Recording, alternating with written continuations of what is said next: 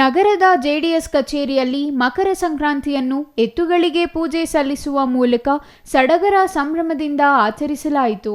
ಈ ವೇಳೆ ಮಾತನಾಡಿದ ಅವರು, ನಾವು ಬೆಳೆದ ದವಸ ಧಾನ್ಯಗಳನ್ನು ರಾಶಿ ಮಾಡಿ ಪೂಜೆ ಸಲ್ಲಿಸುವುದು ಸಂಕ್ರಾಂತಿಯ ವಿಶೇಷತೆಯಾಗಿದೆ.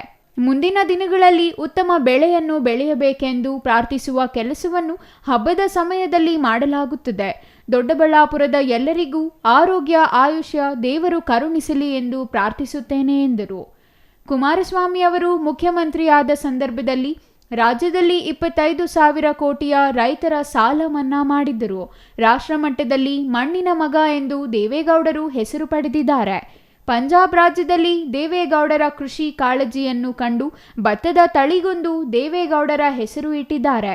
ಉತ್ತರ ಕರ್ನಾಟಕಕ್ಕೆ ಸಾಕಷ್ಟು ನೀರಾವರಿ ಯೋಜನೆಗಳನ್ನು ಇವರ ಅವಧಿಯಲ್ಲಿ ನೀಡಿದ್ದರು.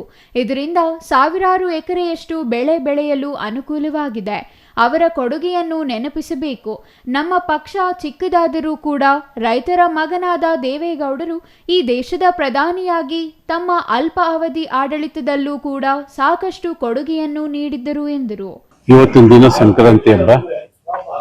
ಸಂಕ್ರಾಂತಿ ಹಬ್ಬದಲ್ಲಿ ನಮ್ಮ ದೊಡ್ಡಬಳ್ಳಾಪುರ ಜಾತ್ಯತೀತ ಜನತಾ ದಳದ ಕಚೇರಿಯಲ್ಲಿ ನಾವು ವಿಜೃಂಭಣೆಯಾಗಿ ಇವತ್ತು ಹಿಂದಿನ ಕಾಲದ ಬಂಡಿ ಸಮೇತ ಉತ್ತಮವಾದ ರಾಶಿಗಳ ಜೊತೆಯಲ್ಲಿ ಇವತ್ತು ಪೂಜೆ ಮಾಡಬೇಕು ಅಂತ ನಮ್ಮ ಜಾತ್ಯತೀತ ಜನತಾ ದಳದ ಎಲ್ಲ ಪದಾಧಿಕಾರಿಗಳು ಕಾರ್ಯಕರ್ತರು ಮಾಡಬೇಕು ಅನ್ನೋ ಉದ್ದೇಶ ಇವತ್ತಿತ್ತು.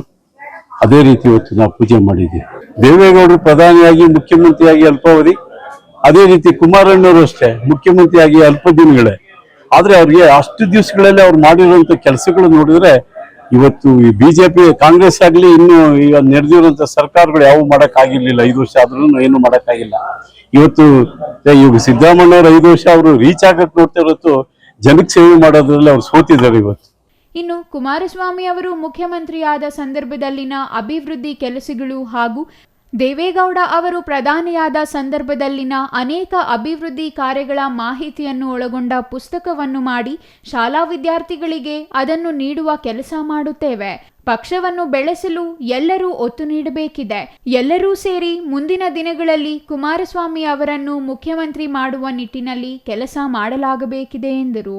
Mahesh, CTV news, Doddaballapura.